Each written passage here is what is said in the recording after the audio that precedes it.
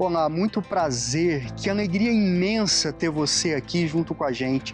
Que bom que você chegou até aqui. A minha oração e o meu desejo é que Deus abençoe o seu coração através dessa mensagem. Você é muito bem-vindo.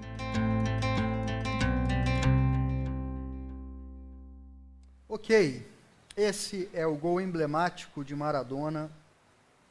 Para quem não ficou claro, ele fez esse gol com a mão. E eu acho que todos sabem no Brasil, mas na dúvida, não pode usar a mão no futebol, a não ser para bater um lateral, né? Se você usa a mão, isso é uma falta. O jogo precisa ser parado, esse gol precisava ser anulado. Mas o juiz não viu.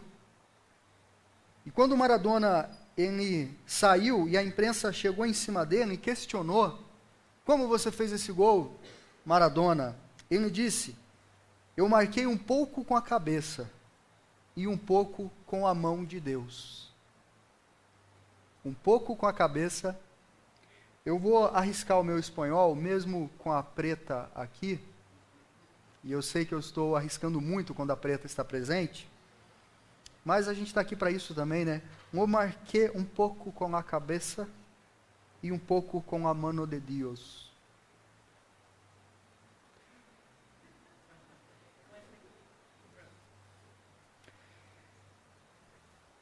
Essa é uma ideia que percorre a igreja evangélica brasileira. A ideia de que mesmo coisas erradas, não éticas ou não morais, podem ser abençoadas por Deus, né? É como se Maradona dissesse: foi a mão de Deus que me permitiu fazer esse gol, que levou a minha seleção a ser classificada e a eliminar a Inglaterra. E essa semana, curiosamente, enquanto a seleção brasileira entrava no estádio, nesse último jogo, que nos fez sofrer bastante, o Neymar ouvia um hino numa caixa de som. Não sei aqui quem reparou isso, né?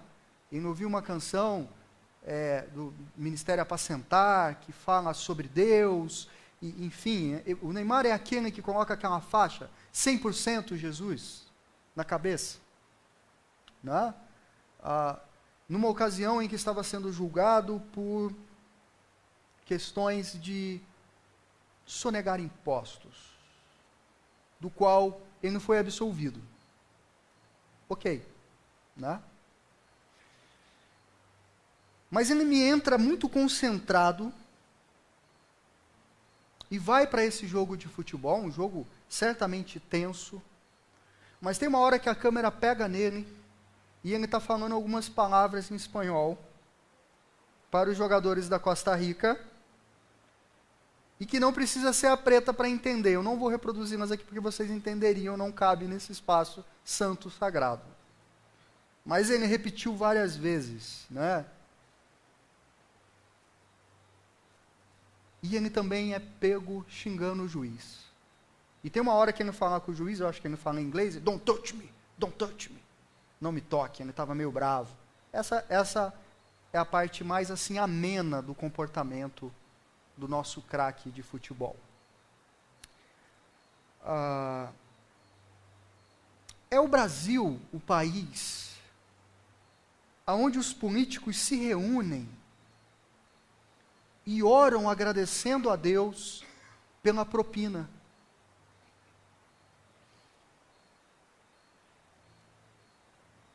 O Brasil é esse país que, quando a gente marca gol, a gente faz um pouco com a cabeça e um pouco com a mão.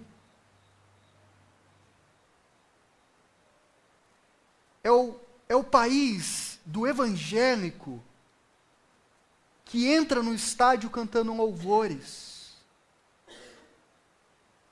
Mas quando está lá dentro, manda o adversário para lugares que a Bíblia diz que a gente não deve mandar ninguém, nem o pior inimigo.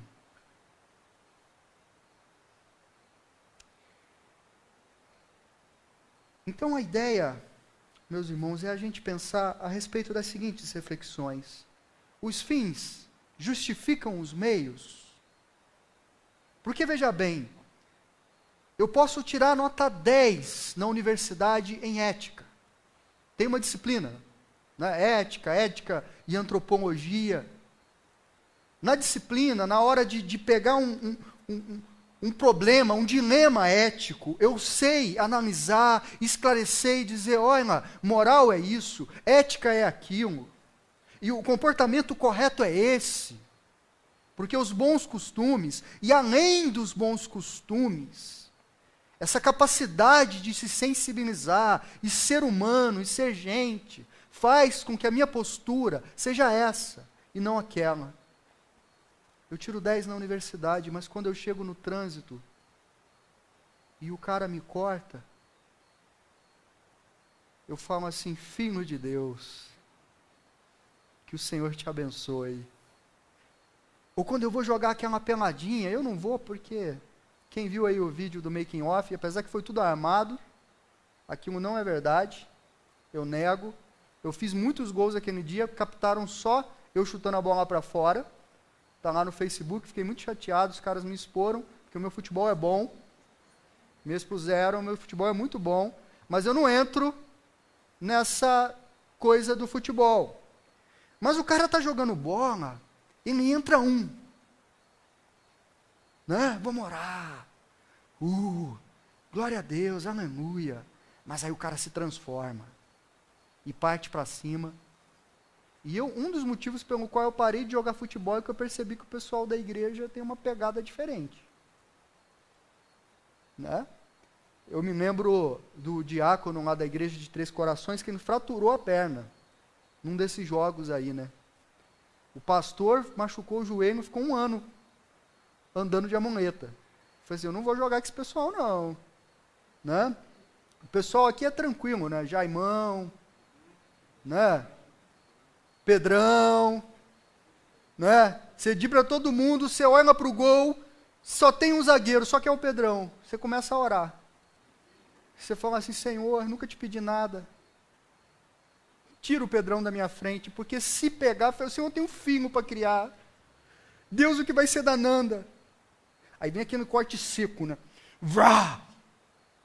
Né? Esse é o nosso país. O país que a gente diz,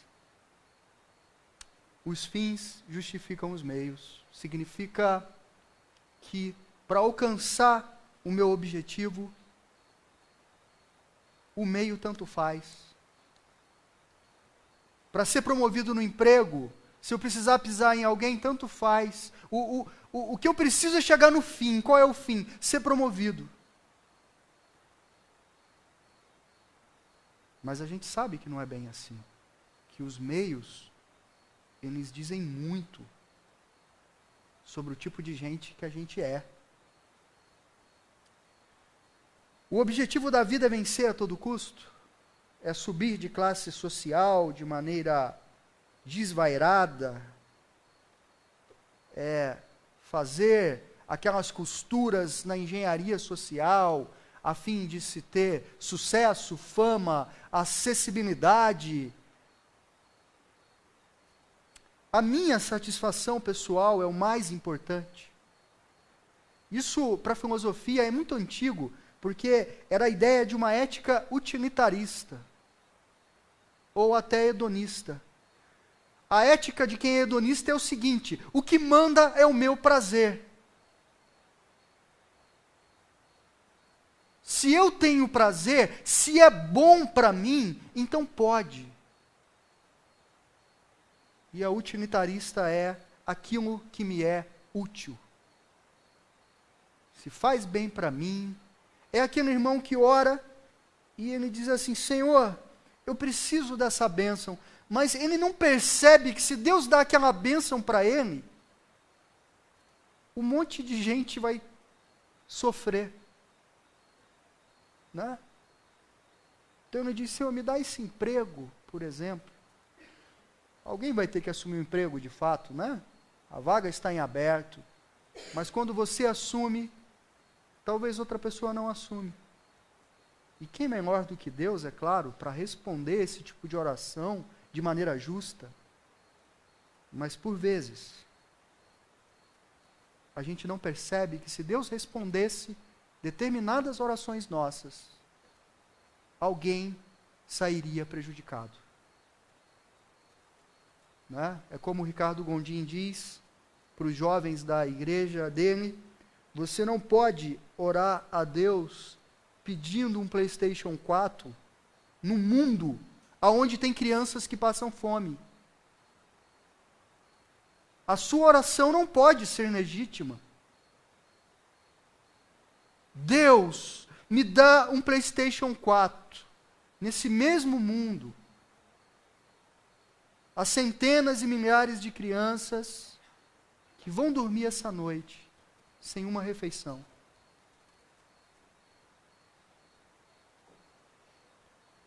Será que é cada um que cuide de si e que vença o mais forte? Nessa competitividade, aonde a gente tem que ter títulos e competências, e tem que ser bom, e tem que passar no vestibular, e é isso e é aquilo. Eu lembro do lema do Anglo, se eu não me engano, que ao estimular os seus jovens a estudarem para o vestibular,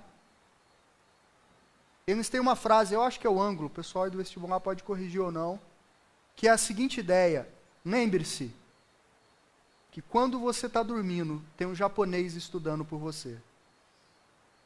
Oi, Sakati. Você está competindo com esse cara. E aí o que você faz?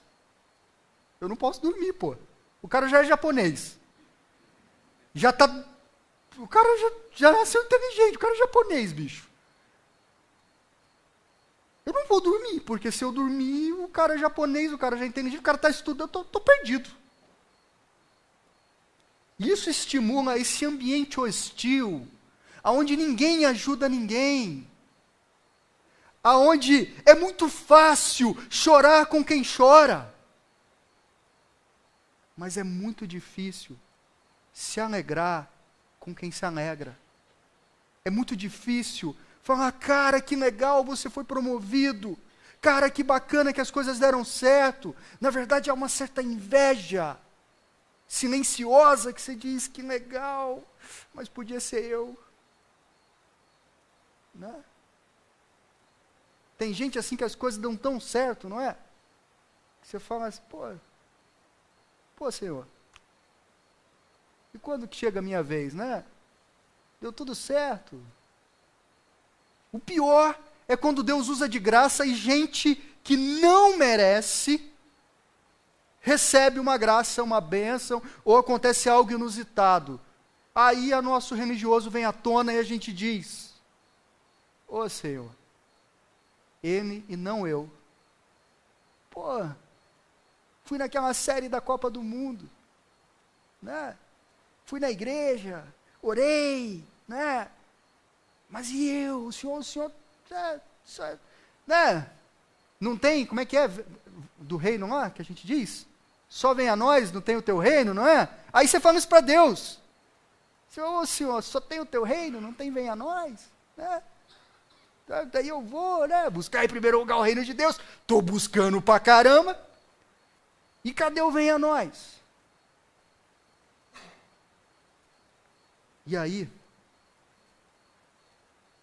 a gente começa a cuidar muito da gente e se preocupar muito com a nossa vida. E a gente começa a olhar os outros como adversários, como pessoas que precisam ser vencidas. Não é isso? Não é dessa forma que por vezes a gente vive? Ou não é essa a ética da nossa cultura? Não é isso? O que é ensinado e propagado? Que os fins justificam os meios, tanto faz o caminho, se der certo, deu certo. Não é isso? O objetivo da vida é vencer a todo custo. A minha satisfação pessoal é o mais importante, cada um que cuide de si, que vença o mais forte. Eu gostaria de refletir sobre esse texto bíblico como uma contracultura à nossa cultura, uma resposta a essa cultura não ética. A Bíblia diz assim: vós sois a luz do mundo. Não se pode esconder a cidade edificada sobre um monte.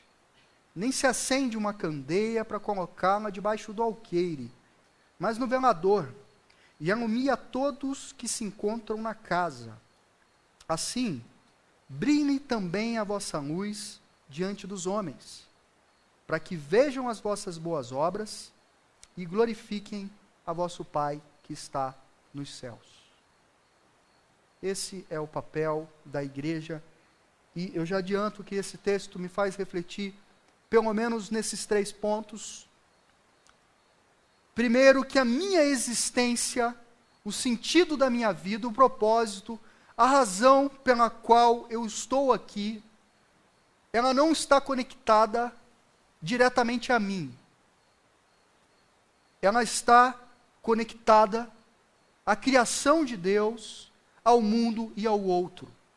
Eu existo para trazer sabor e luz ao mundo. Como Jeremias, antes que eu te formasse no ventre da tua mãe, eu te conheci, eu te formei, eu te conheci, eu te consagrei, e eu te doei às nações como profeta. Vai, porque você é um presente, você é uma doação, eu dei você, eu formei, eu te conheço, eu te consagrei, eu te separei, e eu estou te dando para abençoar as nações. Eu existo para trazer sabor e luz ao mundo. E é claro que isso tem muito a ver com os dons e talentos de cada um.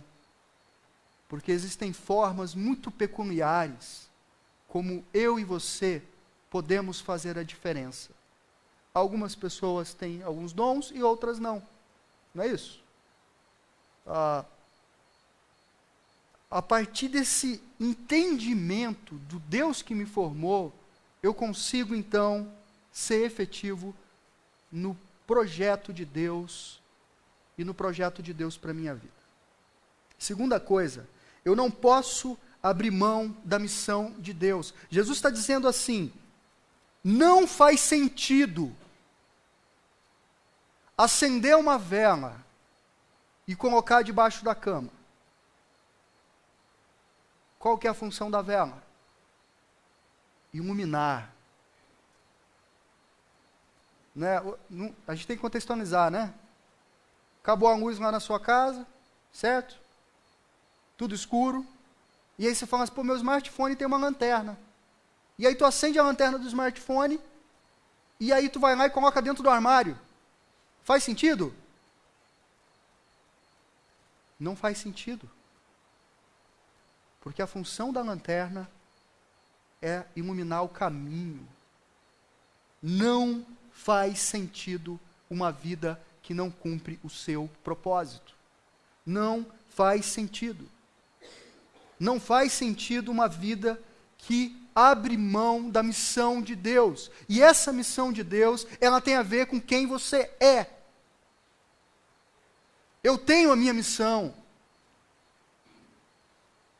Você tem a sua. Quem você é, como Deus te formou, como Ele te fez, e como você pode contribuir com esse projeto de trazer sabor para a vida das pessoas, de iluminar ambientes que vivem em trevas. Como que você pode encarnar essa realidade para algumas pessoas? É através da profissão. E elas levam alegria, elas levam sabor, elas levam luz. E de repente alguém diz, eu nunca tive um professor como você. Olha, eu já fui em muitos médicos, mas a forma como você me tratou foi diferente. Olha, eu já comprei muitas picanhas, Pedrão, mas essa picanha que você me vendeu, cara... Né, Pedrão? Fazendo a alegria da turma, e quem não sabe ele vende, viu? Fica a dica. Só de meio traseiro para lá, né, Pedrão? Senão nem chega, né? 1,5 kg não. Só traseiro e tudo mais. Mas se comprarem, me convidem. O seu trato com as pessoas, na sua rotina e no seu dia a dia. Você não tem que entrar no estádio cantando um hino, meu irmão. E na hora que você se encontra com a pessoa, você amaldiçoa. Porque isso não faz sentido. Ao invés de trazer luz, você está lançando trevas. Ao invés de trazer sabor, você está trazendo amargura. É uma espécie de sabor, mas é amargo. E as pessoas que se encontram contigo dizem, mas que pessoa que me deixa amarga. Tem gente que chega perto da gente e já faz a gente se sentir mal, inadequado, chateado, triste. Não é a minha missão e a sua missão. A sua missão, e você não deve abrir mão, ela tem a ver com quem você é trazer sabor e luz ao mundo. E por fim, a partir da minha conduta, eu revelo Deus às outras pessoas. A Bíblia está dizendo que as pessoas vão conhecer a Deus a partir da forma como eu e você vivemos.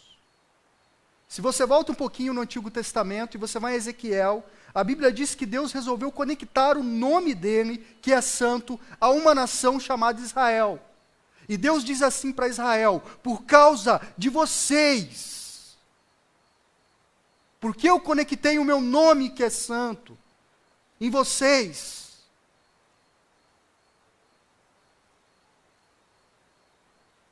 eu sou insultado entre as nações. Por causa de vocês, as pessoas falam mal de mim. Ora, e não é isso? Quantas pessoas só querem Deus, mas depois de uma experiência numa igreja evangélica, eles falam, eu não, é melhor ficar em casa sem Deus. Porque para ter Deus desse jeito, eu vou me tornar um ser humano pior, julgador, doente, neurótico, amaldiçoador, hipócrita. As pessoas só querem Deus. E eu acho justo que eu e você vivamos de maneira que elas conheçam o Deus revelado no Evangelho, o Deus que me salvou de graça. O Deus que um dia pegou o Ricardo e falou, Ricardo, eu fiz você, eu conheço você, eu separei você, e eu vou te dar de presente para uma par de pessoas.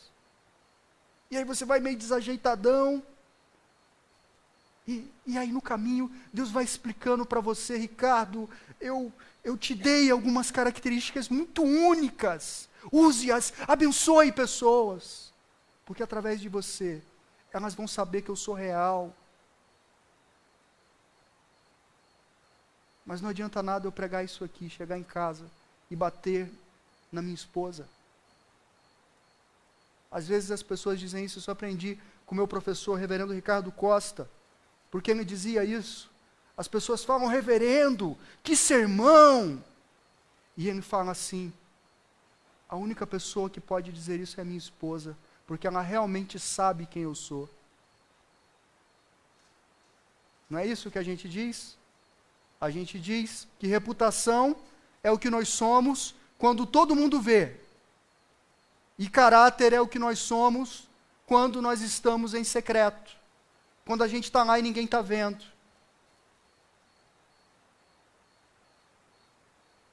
Por isso é tão importante para mim e para você que a nossa vida, a partir da missão e de quem nós somos, traga sabor e luz ao mundo. Você há de concordar comigo que o mundo precisa disso. Certo? Eu poderia dizer que Deus tem uma missão única para você, a partir de quem você é, aonde você está. Eu vou repetir. Deus tem uma missão única para você, a partir de quem você é, aonde você está. Por isso você precisa se perguntar, Deus, aonde eu estou, o que eu não estou enxergando, e como eu posso fazer então a diferença? Ser sal e ser luz do mundo. Amém, meus irmãos? A mensagem, na verdade, não era essa, eu acabei estendendo, eu vou passar mais rápido agora. Aí não eram os pontos, era só uma reflexão. Era uma devocional. A mensagem é agora. Mas eu vou ser breve. Eu vou ser breve. Às vezes a gente empolga, né? Quando a gente está cumprindo a missão, a gente se empolga. Porque a gente gosta do que a gente faz, não é isso? Né? Quantos domingos que eu mal vejo a minha esposa, não é, Fernanda? Fala que sim, por favor. Porque eu estou lá, mexendo, brigando com o texto, e estudando, e ouvindo outras mensagens, e decidindo o que fazer, enfim. A questão é a seguinte, o Sermão do Monte, eu vou ser bem rápido aqui. O Sermão do Monte é aquilo que nos diz, o reino, quem está sobre o reino de Deus, vive uma contracultura. Vive sobre outras leis. Sobre as leis do reino de Deus.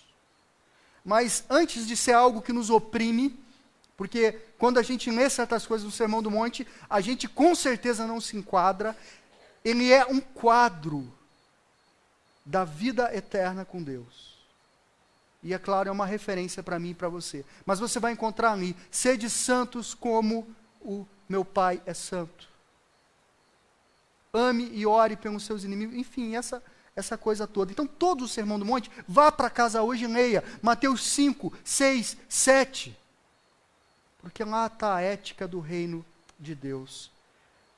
Vivendo a ética do reino de Deus, eu separei 3 pontos, poderiam ser mais.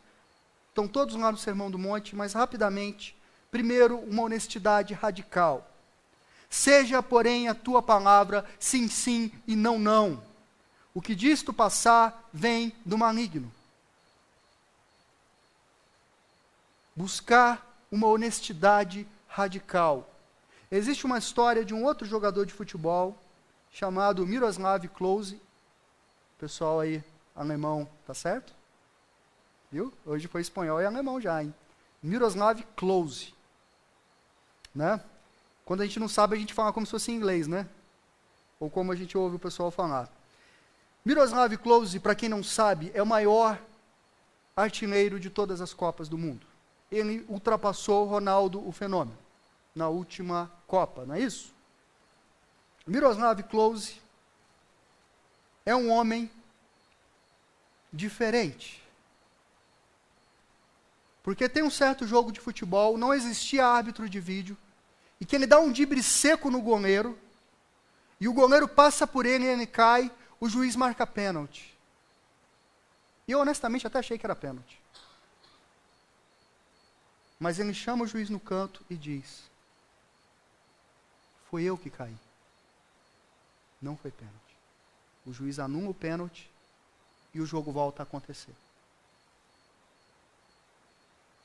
Outras vezes, tem um jogo que ele está jogando com a camisa da Juventus, ele está jogando na Juventus,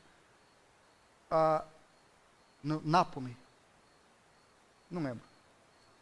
Lazio. Tudo italiano. Hoje eu falei italiano também. E aí, lançam a bola para a área, e ele cabeceia, mas vocês sabem como é, né? Meio com a mão, meio com a cabeça, né? E ele diz, eu vou falar para o juiz. E aí os companheiros dele cercam ele, fazem um cinturão, falam, não, a gente precisa desse gol, você está louco. Foi gol, e é gol, e é gol, e é gol, e é gol. Quando ele não consegue sair, ele vai no juiz e diz, viu, foi meio com a cabeça, foi meio com a mão. Eu não acho justo você marcar esse gol. O que é certo, o que é errado, é errado. Né? O juiz vai lá então e anula o gol. Nessas 2 ocasiões, prestem atenção nisso. A FIFA queria dar um prêmio para ele de fair play. E ele se recusou. Você sabe por que ele se recusou? Porque ele disse, a honestidade não deve ser recompensada. A honestidade não precisa ser recompensada. Eu não posso ser recompensado por fazer o que eu deveria fazer. Eu não estou fazendo nada demais. Eu estou sendo honesto. O Sermão do Monte continua e ele vai falar sobre relacionamentos profundos. Diz que quando você vai no altar deixar sua oferta, isso é um símbolo da sua religião, da sua fé, da sua entrega. Diz assim: se você tem algo contra o teu irmão,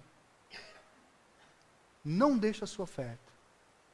Vai até o teu irmão, se reconcilia com ele e depois você entrega a sua oferta. A Bíblia tem essa priorização das pessoas acima dos dogmas e da religião. Pessoas são mais importantes para Deus do que leis. E todas as vezes que eu uso leis para ferir pessoas, e eu faço isso em nome de Deus, eu estou cometendo um equívoco. Porque Deus prefere pessoas. E nessa minha ética eu preciso ter relacionamentos profundos, difíceis, aonde eu tenho que perdoar, aonde eu tenho que ser perdoado, aonde eu machuco, aonde eu sou machucado, mas nessa relação eu vou me aprofundando e eu percebo que a minha fé tem a ver com pessoas. Terceiro, suportando, orando e cuidando dos inimigos.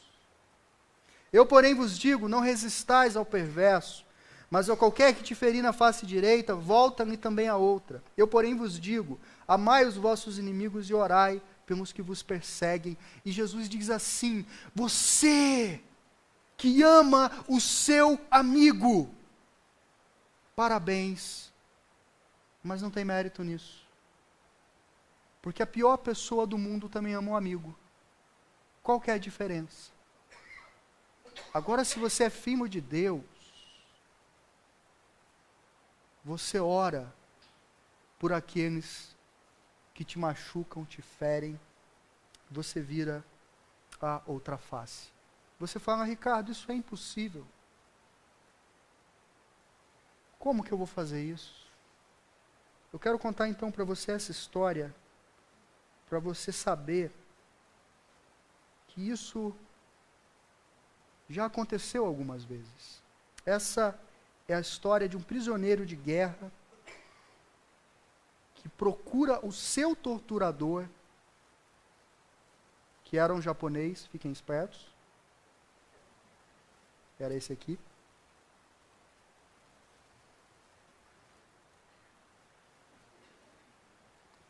Ele procura o seu torturador para se vingar. Mas ele se torna amigo. Por anos, ele fomentou o ódio e a vingança. E aquele veneno foi sendo conservado, nutrido. Eric Lomax, o policial britânico, se tornou prisioneiro de um lugar que ficou conhecido como Ferrovia da Morte, aonde, para vocês terem noção, 83 mil pessoas morreram enquanto eram exploradas para que essa ferrovia fosse construída.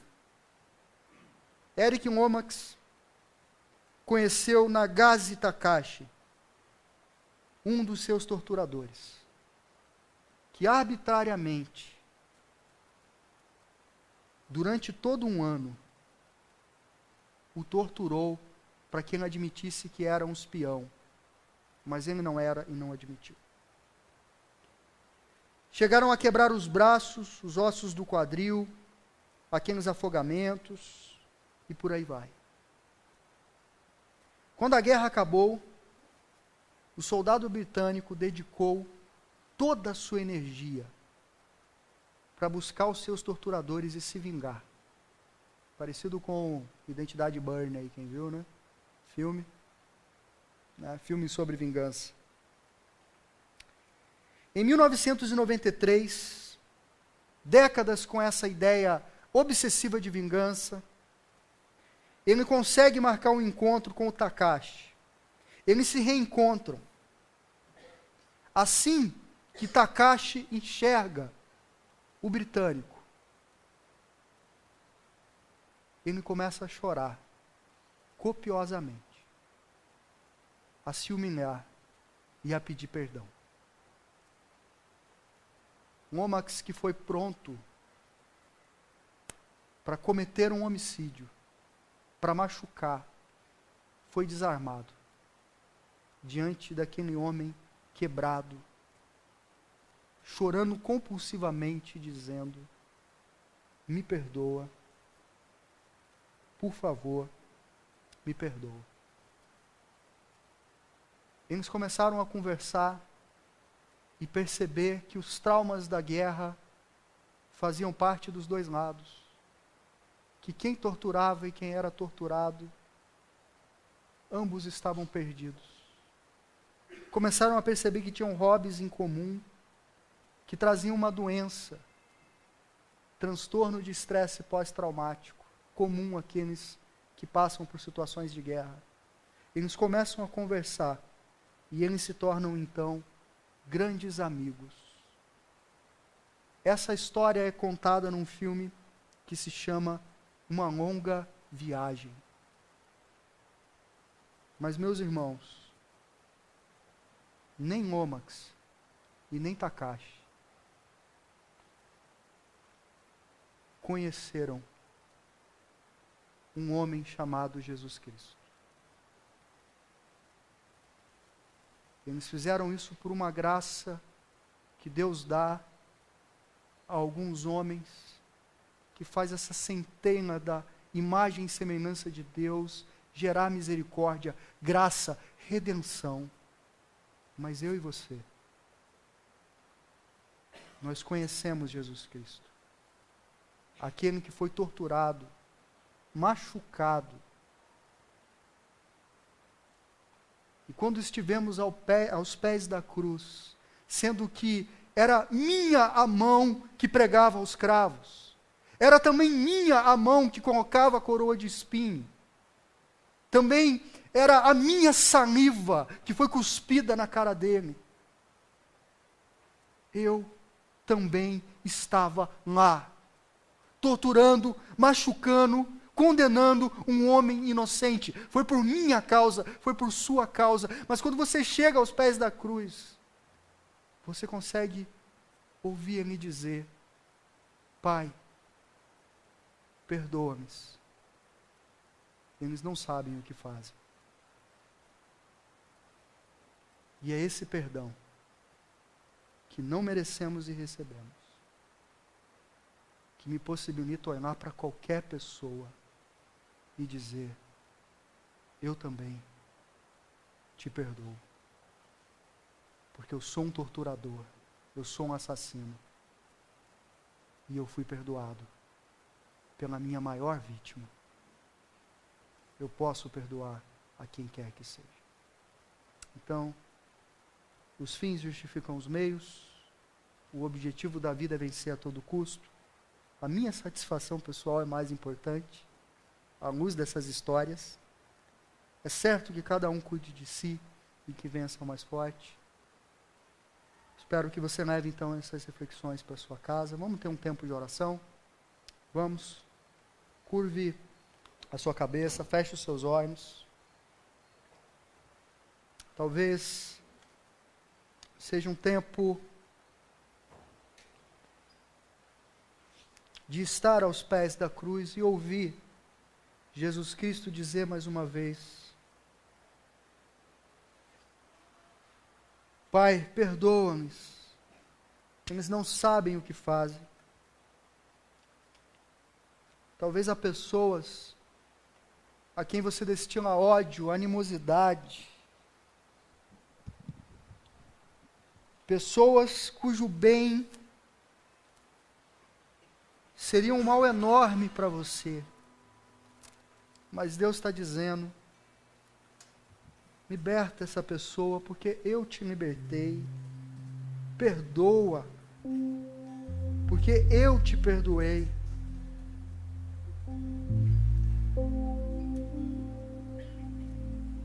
Se o Senhor está trazendo alguém à sua memória, ore por essa pessoa.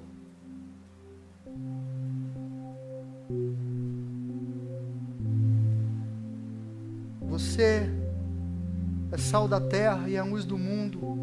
Deus te fez para trazer sabor à vida das pessoas, para iluminar ambientes de trevas, e Ele te fez de uma forma única, para que de maneira única você faça isso. Não abra mão da sua missão, não abra mão da missão de Deus. Permita que esse mundo sem sabor e de trevas perceba que Deus existe a partir da sua vida, da sua conduta. Senhor, queremos ser a diferença que Itapetininga precisa, a diferença que a nossa família precisa, a diferença, Senhor. Não seres morais, donos da razão e da verdade,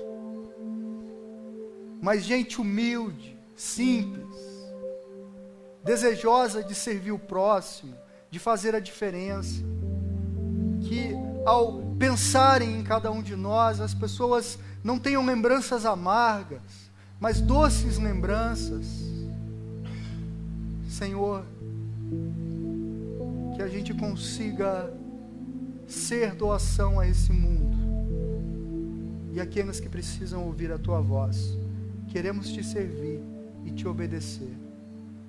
Em nome de Jesus, amém. Espero que Deus tenha falado ao seu coração e aguardamos a sua visita. Venha nos conhecer e passar um tempo com a gente todos os domingos, 7h30 da noite, aqui na Igreja Presbiteriana do Jardim Itália. Um forte abraço para você.